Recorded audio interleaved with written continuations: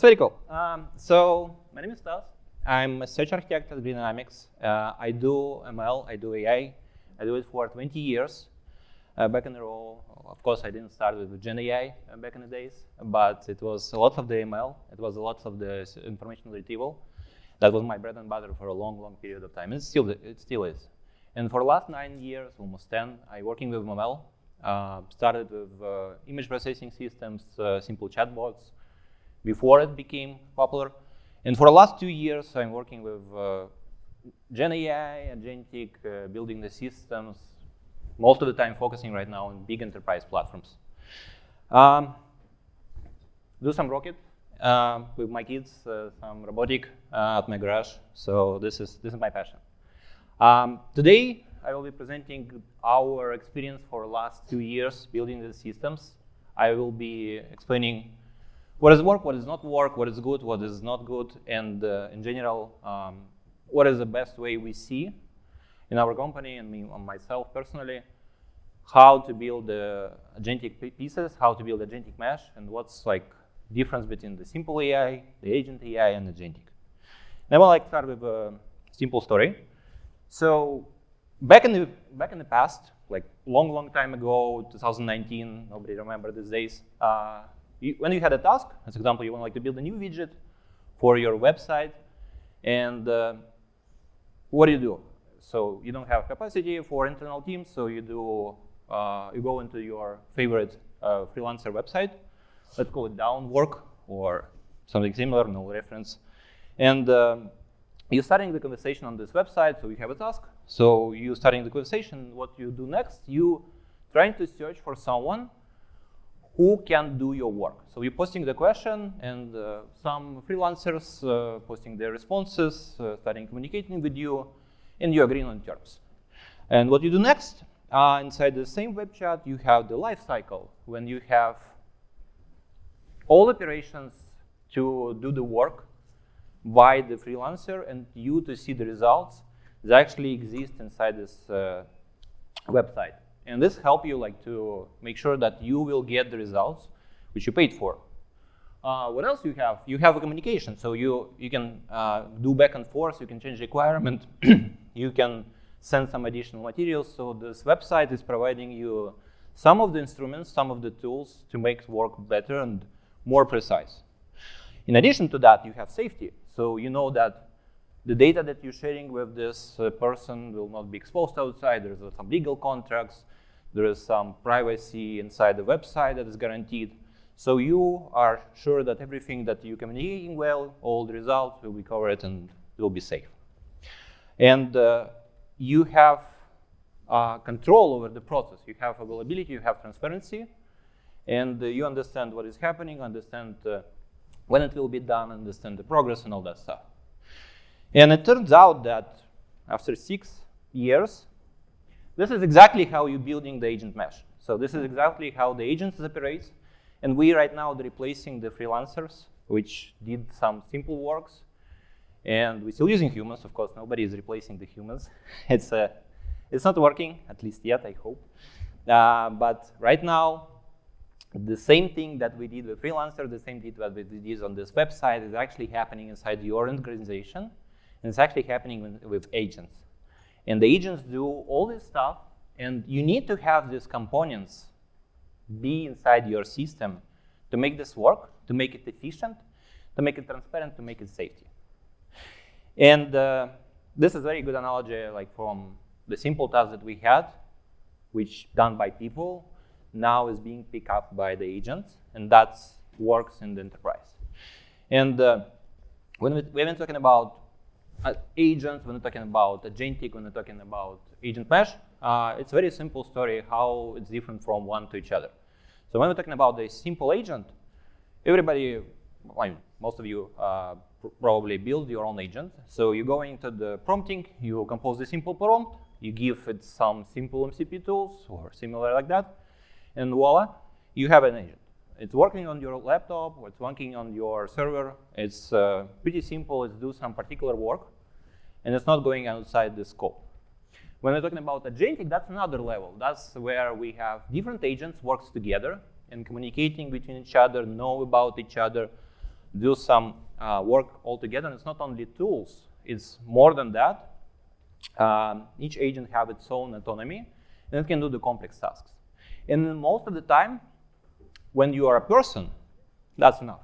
That's a future that we're going to, and we right now improving the agentic pieces. We are now improving the instruments, and it's work for the person. But for the enterprise, it not usually works, because inside the enterprise, there are lots of the parties, there are lots of the people who want to bring their agents, who would like to use the different tools, who want like to connect in different ways, and you all need to be working together. And that's where like the agentic mesh comes into the picture. So agentic mesh is different from the agentic AI, because you trying like to connect multiple agents, you're trying to connect multiple AIs all together, and more important, you need to provide the platform which connects it all together. That's like the real difference between these three terms. And why I need to do it? Why the enterprise cannot just go with simple product or simple tool? Why they need to build something? Why they need like to tune something? For 4 simple reasons. First of all, originally bringing the agents, helping to break the silo, helping to bring data to your employees, to your customers, to everyone who needs it. And when you have the big agentic system, when you have multiple agents working with multiple types of the data, when you have a freedom connecting all these things together in a secure way, you enable the data in a more wide way. You bringing the data easily to the clients, to the employees, to everyone they need. You can scale more efficiently. So the agentic piece that runs on someone's laptop is very cool. It solves the goal, but it's not scale. So when you have 5,000 employees, when you have 10,000 employees, when you have 50,000 employees, that's really different goals. That's really different infrastructures, and you need to scale properly. So you need like to do efficient in the scaling from the beginning. So your platform needs to allow it. You need to have transparency. So the audit is happening. You can be the public company. You can be looking for some vulnerabilities for the issues, and the tracing needs to be transparent and enabled for everyone. And of course, you need to have ability to do safe innovations. That's the most important piece from my perspective, because 2 weeks ago, we have completely different leaderboard. There was different models on the top positions than we have right now. The market is changing insanely fast. The products being obsolete, being legacy in the months. That's happening sometimes. And in this world, we need to be flexible, and we need to enable the safe innovations. We need to build the frameworks and platforms which allow us to plug and play things, to test things, and still be secure and safe and transparent. And how we can do it? There are 2 major approaches that you're building the platform. And funny thing that we have 2 big customers in our company, and we have completely opposite approach for building the platform from one client to another. One approach is called top-down, when you have an idea how the things should be, and you align this idea with your CTO, with your CEO, and you push down this idea as a thing that people must do. So you build a platform, you build the huge platform, you count everything you need, you have a guardrails, you have rack systems, you have connectors, you have everything you need, except for the actual use case. And this is where I think it's interesting. So when you have the top-down, you have everything done exactly correct, but you are seeking for a consumer. That's why I was not surprised when people not raising their hands for the second question, because in this approach, we're usually facing the problem that you have a perfect platform, everything is working as expected, but nobody is using it because there is no actual use cases that they're trying to solve. And we have another approach, which is called bottom-up. You're starting from the different angle. You have a use case, and you know that this use case will be useful for many people. So you're building the prototype, you ship it fast, you have return of investment, you have actual people using it, and then you're trying to scale it up. And as you can see, each of these approaches have their pros and cons. And we cannot say exactly like what will be the best in your particular situation, But my gut feeling is that something in the middle will be always a good track. So you should not build a platform without users using it, and you should not build the use case and then think how to scale it. It needs to be some of the pieces from the platform exist and scaled and think about it for a second, at least, and you need to have use cases, actual use cases driving your platform. So what is happening is actually you have 6 architectural questions that you need to raise when you're building this platform, in no matter which direction you're going. It should be availability, observability, evaluation. It should be agent experience. It should be government security, integrations with the different data sources, different APIs, different connectors. It should be lifecycle, the runtime, where your agent will be actually running. And last but not least, it should be the state of the agent, how it starts, how it works, how it lives, and how it ends. And some of the agents can be working for days. That's happening right now. So what is happening is that actually there is a piece inside your organization that you need to control no matter which direction you're going. There is observability that needs to be mandatory. There is a user experience that will be unified, corporate style and all that stuff. There is a security, which is absolutely must-have, that you need to present and restrict users and developers to use it. And you have integrations for your internal data sources, internal connections. Everything related to data and security needs to be needs to be controlled. But else, you can guide. So there's a piece which is changing rapidly. There is everything new. Not a week ago, it was completely different. And this piece is actually, you can just leave and rely on the users. Does it mean that you don't need to implement it? Yes, you can implement it, but it's more like a reference implementation that you have, which needs to be in place. And this is my favorite resource for the inspiration. So when you're building something, it's very easy to go into the standard, and suddenly we had 14 different standards. Oh my gosh, that's insane. We need to create one more which unified them all, but we have 15. That's happening all the time. So the more restrict you go, the more chance that it will be just another standard you don't need to follow because it not fit your goal. So my suggestion is be USB-C. Everyone loves USB-C. Everyone hates micro USB. I remember back in the days we have Ericsson charging port, which not compatible to anything you've seen before. But USB-C unite them all. So USB-C was success, and one of the main factors that it was easy, compatible, and useful. People like it. People can flip it. And that was insanely good. Nobody did it before. And be like USB-C means that you need to have some restrictions. The agent needs to be registered and be discoverable. Agents need to be the same contract. This contract needs to be flexible enough. They need to have end-to-end tracing. They need to have security, token delegation, behalf, and all that stuff. But what is make it success is that you give the freedom for the parties to do their own stuff as long as they obey the rules. So there's few simple rules, they're very strict. You have to go with them, but everything else is a freedom. And inside your company, inside your organization, there will be different teams who wants to do this, who wants to do this. Somebody needs to go with LangGraph, somebody needs to go with ADK, somebody needs to go with something else. So you will never unite them all because there will be always somebody who brings this fancy new agent which works as a charm and people love it. So you need to find a way to integrate them into your ecosystem. And there is two things that works and two things that doesn't work, which we see. So United Protocol is something that really works. This is good. So keeping the protocol simple, flexible, extendable is always a good thing.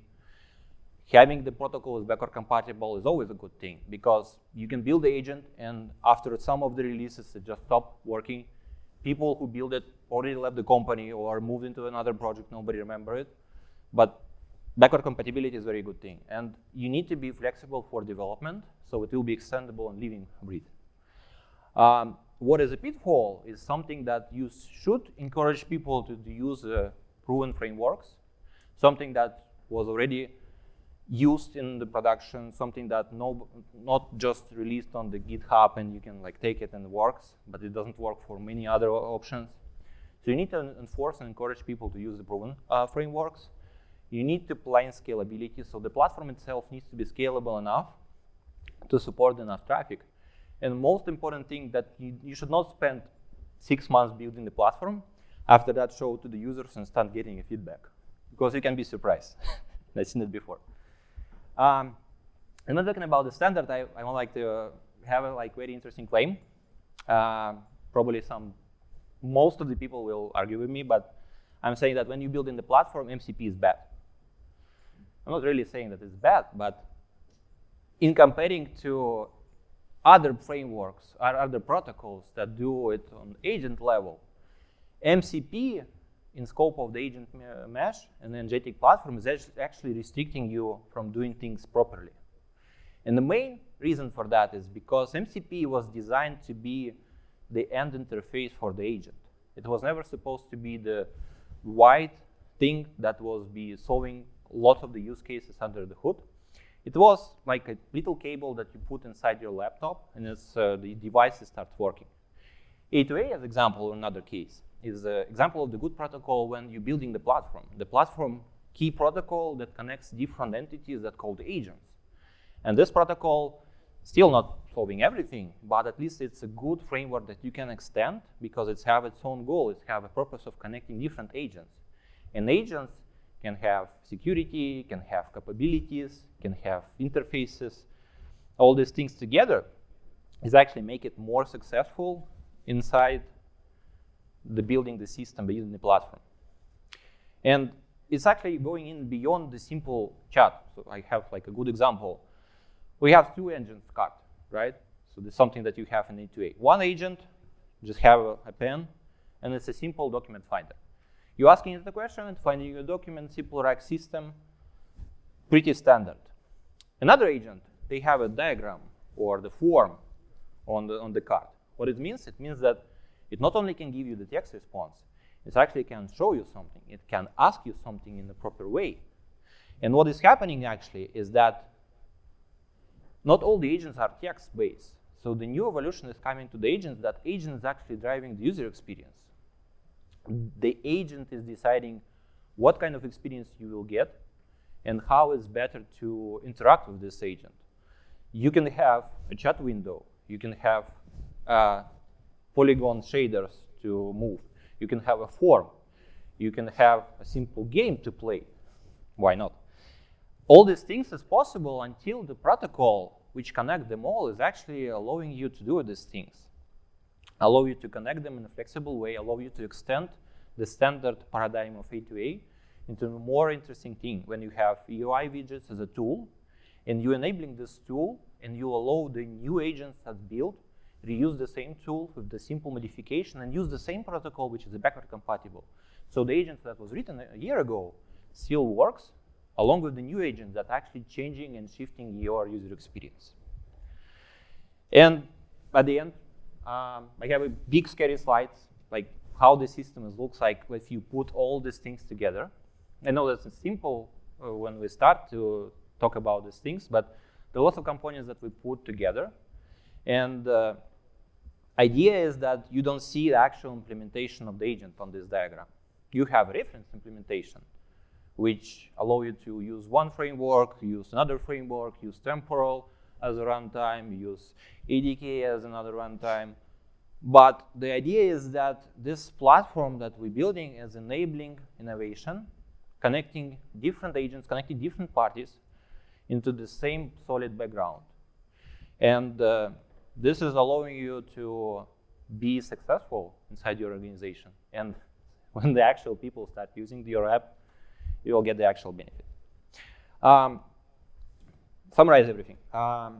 4 simple steps that we're going through when we're building like any ML application, any platform application, if we want to have a success. We build a platform, we build a solid background, we promote and share this platform so the new users start onboarded, starts to creating the content inside it, starts to using it as soon as possible. The user rollout is very critical.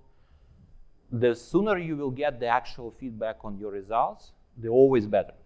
You analyze this feedback, you're getting some improvements on top, and then you do it again. So you go through the cycle, and each and every time you improve, you innovate, you make it work. Few words about our company at the end. So talk almost ready. We have a few minutes for questions, but just in general, Dynamics, what we do a bunch of stuff. We're a service company. We're building AI and agentic solutions. We have quite a portfolio what we do. The system that I was just showing is actually internal system that works inside Dynamics.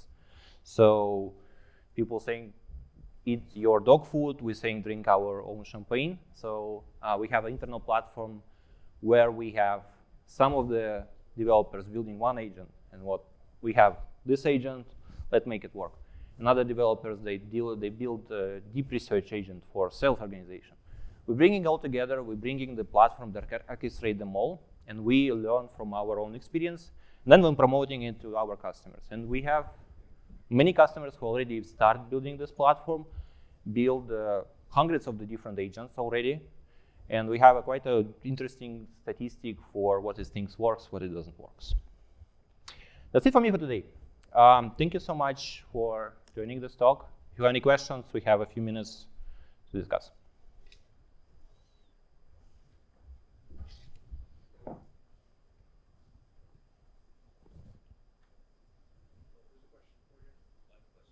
Yeah. Can we get the mic? I have no idea. I can hear you. Yeah. So if you have an agent mesh, and let's say you have two, they're two separate ones, but you're trying to mesh them together. But what if they have data, and it's kind of the same type of data, but it's from different sources, and there's a conflict? Mm-hmm. How would that look? Is there a way to kind of weigh which one to use first? So the question is, if you have two agents and both of them have access to the data, but it's different versions of the data, and how you decide which data to use. So the reality is that when you're building agent mesh, you not work with data, you work with the agent. And you decide your decision based on agent output, right? So it's a more like approach how you're choosing which agents to use, because agent itself should be giving you the possibility of doubt. And when the orchestrators see the results from two different agents and they are similar but contradict in a few aspects, so the good agentic engine will actually criticize the work. So when you have a life cycle for the agent, one of the steps is criticize result. And if you see that your tool's returning the similar data but different, so you can go and ask this tool one more time why it's happening. They can give some timestamp, and there will be like resolution with this timestamp. But the criticize is one of like the corner cases of the agentic piece, which you need to have in almost any complex agent. And maybe it's a different rack system that you don't need the criticize, but if you have a thinking process, like this is like a must-have step in the way. Does that answer your question? Yeah, thank you. Okay. Anyone else?